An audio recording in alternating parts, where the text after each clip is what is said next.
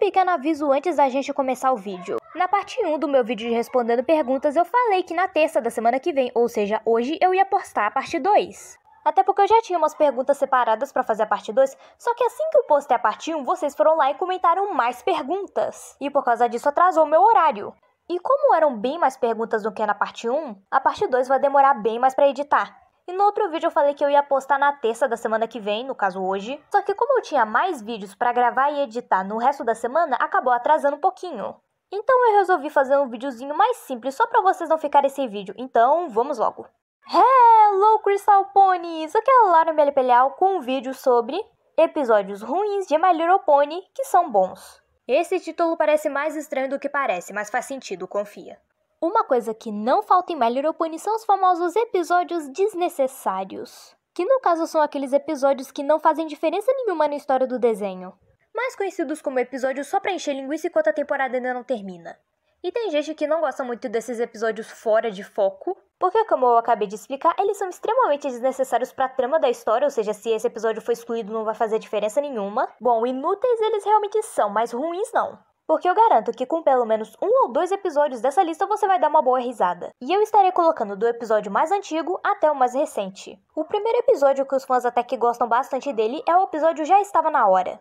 O episódio gira em torno da Twilight tentando prever um possível desastre que vai acontecer em Ponyville, porque a Twilight do futuro vem pra avisar ela falando que alguma coisa muito ruim vai acontecer, e por causa disso ela acaba entrando num tipo de paranoia. E daí ocorre um tipo de paradoxo em que ela percebe que nada de ruim aconteceu, então numa tentativa de evitar que tudo isso tivesse acontecido, a Twilight volta no passado e tenta alertar ela mesma falando que não precisa se preocupar com nada. E é daí que vem a cena do início do episódio da Twilight futurista. Eu realmente acho esse episódio bem interessante dele abordar esse negócio de viagem no tempo, passado, presente, futuro. E a melhor coisa desse episódio é a Pinkie Pie vidente. Só isso mesmo que eu tenho pra falar. E o segundo episódio é o Princesa Spike. Eu coloquei esse aqui na lista porque eu particularmente gosto dele. É claro, o episódio tem uma história bem besta que várias pessoas não gostaram, mas mesmo assim eu não consigo odiar ele.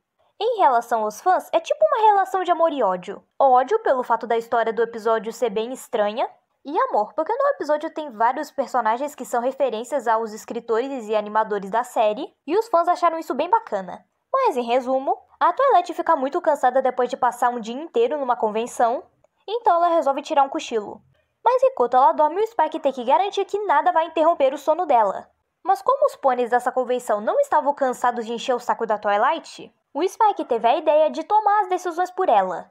Então, sempre que algum pônei ia pedir ajuda para a Twilight, o Spike dava uma solução falando que foi a Twilight que deu, sendo que foi ele que inventou. Só que como toda ação tem consequência, o castelo acaba sendo inundado. E depois é um final super cômico e bonitinho de cada convidado da convenção indo remontar uma estátua de cristal. E o episódio só acaba. E agora é um episódio bem inusitado, a crítica da Rua Saddle. O episódio já começa com as Menisikes desesperadas para que a Harriet não leia o artigo sobre a nova boutique dela em Manhattan. E enquanto vai passando essas cenas, vai aparecendo uma entrevista com cada uma das personagens, como se fosse um tipo de documentário. E pode ter certeza, no dia dessa inauguração aconteceu de tudo. Teve guaxinins, a Pinkie Pie tentando acabar com uma balada, a Rainbow Dash tentando contratar funcionários, e o dono da loja, que obrigou a Harriet a contratar a filha sem noção dele. A história do episódio não é nada lá muito genial, mirabolante, eu diria que é mais engraçado. E foi nesse episódio que surgiu aquela teoria de que talvez tenha um clone da Pinkie Pie solto por Equestria. Já estamos bem perto do final, com o episódio Viva Las Pegasus! De novo, esse episódio eu quis colocar por uma opinião pessoal minha, e o episódio é sobre a Applejack e a Fluttershy sendo chamadas pelo mapa da amizade para ir a Las Pegasus, só que tem 2 problemas que elas precisam enfrentar. O primeiro é que nenhuma das duas se sente confortável em Las Pegasus, porque a Fluttershy não gosta de lugares muito cheios e a Applejack não gosta de lugares tão urbanizados. E segundo, elas não têm a mínima ideia de quem elas precisam ajudar. De início, a Fluttershy acha que é o Flynn e o Flan, só que a Applejack se recusa a ajudar eles. E daí elas começam a procurar por mais pessoas com problemas de amizade e elas descobrem que praticamente todos os funcionários daquele cassino estavam com problemas de amizade. E mais pra frente elas descobrem que quem estava por trás disso era o dono do hotel, que ele estava causando discussões entre os funcionários para que eles não queiram sair do hotel e arranjem carreiras mais lucrativas. E com a ajuda do Flynn e do Flan, elas fazem ele se confessar sem querer para todos os hóspedes do hotel e todo mundo fica de bem de novo. Eu diria que esse episódio é interessante porque ele se passa em algum lugar que não seja Ponyville, Canterlot ou qualquer outra cidade. Não, aqui temos novos figurantes, novos personagens e novos cenários. E agora, o último episódio, que é da 9ª temporada, chamado Between Dark and Dawn.